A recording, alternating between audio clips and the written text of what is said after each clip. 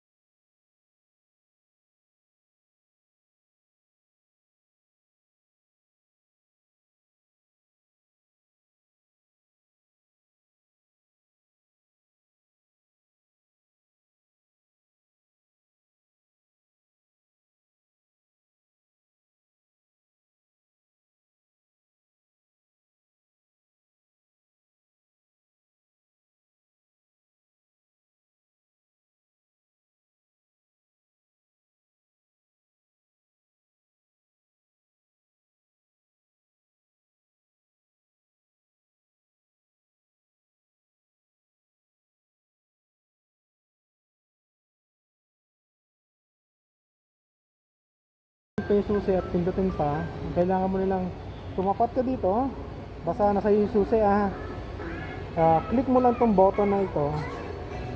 Since wala sa akin yung susi, hindi siya iilaw. So iilaw to, iilaw din yung ilaw doon na kulay dilaw.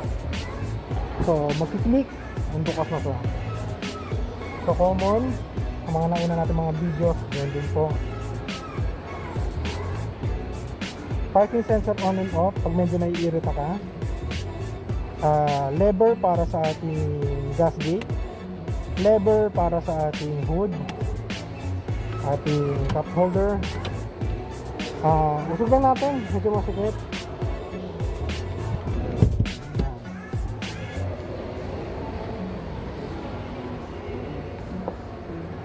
Up tayo. Alright. So, one thing na maganda rito is yung ating LCD touchscreen is na upgrade siya, lumaki. So, marami sa mga features na nandyan. Kaya nga lang due to hindi tayo pwede mag-open ng engine dito sa ating showroom. By the next video siguro, tignan natin. So, paano malalaman kung 4x4 ang unit natin? Meron siyang electric fan type na switch dito. Kung saan ililipat mo siya sa H2, H4, L4. Okay, push start button na rin po tayo.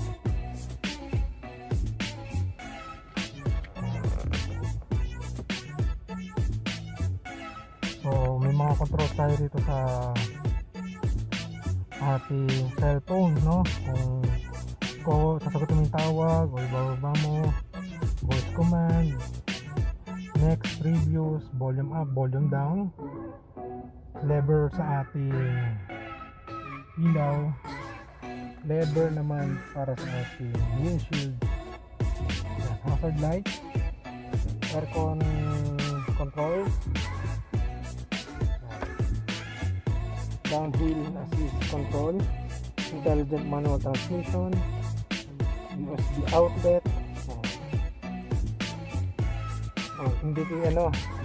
passenger airbag indication.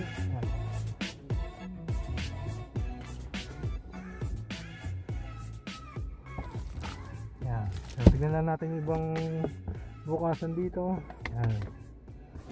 Para at least, so merong ilaw dyan na pag binuksan mo. So natin para makita ng mga ating kliyente. Ayun. Yan.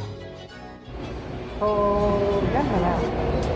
Since nakita na natin yung interior and exterior ng ating unit nito, one thing lang po na kaya kong i-share nyo, patotoo regarding sa unit nito, ay hindi po tayo mabibigyan sa power nito because of super full nito. Eh, nakapag-try na rin ako ng ibang brand na sasakyan na competitors nito. Although may laban sila, pero kakaiba pa rin itong sa Hilux. Remember nung nagkaroon ng bagyong Ulysses dito sa atin, meron isang sumugod sa baha na Toyota Hilux. So, ganun kataas yung water weighting nito at hindi siya aabutan sa agad. So, partida, sa nakita kong picture na yun, yung Toyota Hilux natin ay parang G-bar yan siya and hindi siya naka-customize. What more, kung naka-customize mo itong unit natin ito, natin nakasan pa itong gulong na to, ay yung tax niya, and nilagyan pa siya ng snorkel. Grabe, baka mamaya 3 feet or 4 feet pa yung baha na kaya nitong tuungin. So wala po kayong pagsisisihan kapag bibili nyo itong Toyota Hilux. But remember, ganito po may mga qualification pa kasi ito na sa pagbili. So ano yung qualification nito? Ito ay manggagaling sa kliyente. Ayan.